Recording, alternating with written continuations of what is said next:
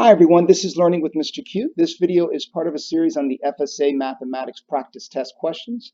These questions, they can be found if you do a little Google search, type in FSA Math Practice Test questions for 4th grade. You should find these questions relatively easy.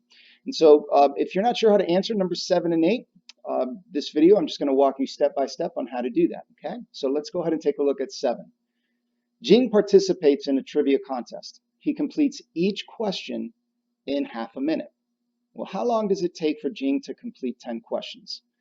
So there's a word here that I always like to highlight when it's in a word problem. It's the word each.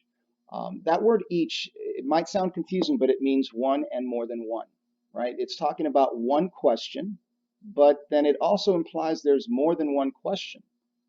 So if we look and continue reading the word problem, you can see that there it is. It tells us how many questions there are. So when we look at each question, when we look at one question and all 10 questions, they're completing those questions in a time period. And every question is done within the same time. Okay? And so that's very important. What we're trying to see is a pattern. We're repeating the minutes. That's what we see here. We're repeating half a minute over and over and over again. And we're doing that 10 times. And so we got to think, well, we're talking about time here. So half of a minute. Well, a minute, if we talk about how many seconds it takes to get to a minute, well, it's 60 seconds for 1 minute. So for 1 minute, we have 60 seconds. Well, I don't have a minute. It says half a minute. So half of a minute would be just half of the 60. That would be 30, right? So if we have half of a minute, that equals 30 seconds. So now I kind of have my conversion. I have my understanding of what I need to do to solve this question. And if I'm still not sure what to do, I can always draw it out, right? When in doubt, draw it out. If you're not sure what the math is, go ahead and just do a model, the M&M process, right? And so I'm going to just draw a bar that represents my minute, but I'm going to just cut that in half as the fraction indicates. And so I have one question, so this is 30 seconds. Well, actually, let me write it here. 30 seconds, 30 seconds, right? Well, that's question number 1, question number 2. And then I repeat that again, cut that in half, question number 3, question number 4, and that's another 30 seconds for each question. Do that again. Question number 5 and 6, and each one takes 30 seconds because that's what the word each means. We're repeating the 30 seconds for each question. And then do it one more time. So for questions 7 and 8, 30 more seconds for each. And then one last time, question 9 and 10, 30 seconds. And so now you can see what we want to do is add all these 30 seconds to get our final answer. And so what we have is 30 seconds being repeated. Well, how many times is it being repeated? Well, we can see it's being repeated 10 times. So all we're really doing was multiplying 10 times 30.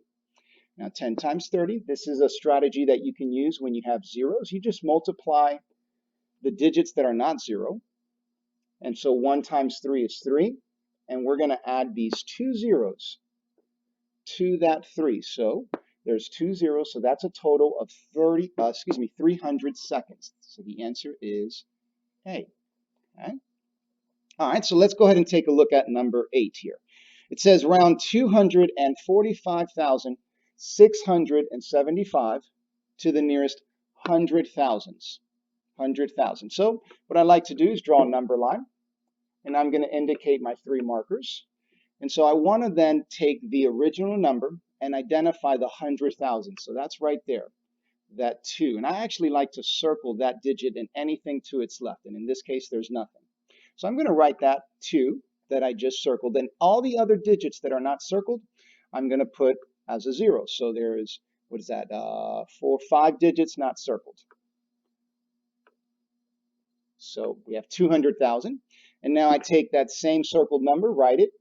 The next digit has to be a 5, and then everything else a 0. So now we have 250,000.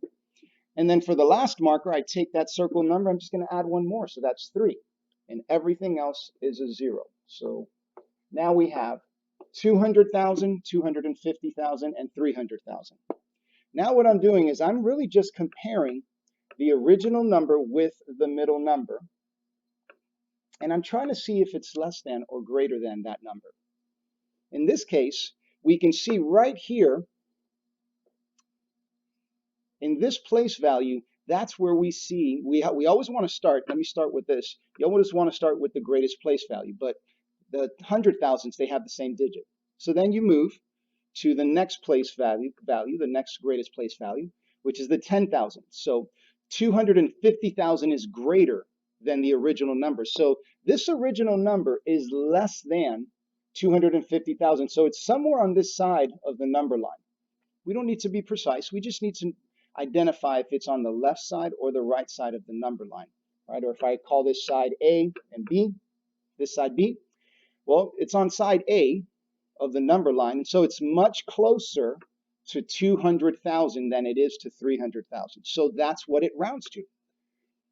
It rounds to 200,000. So now what we want to do, starting, if we have a grid response, we start all the way to the left, and we just fill in our number in each spot. So we have 200,000. Now it's important, do not put a comma.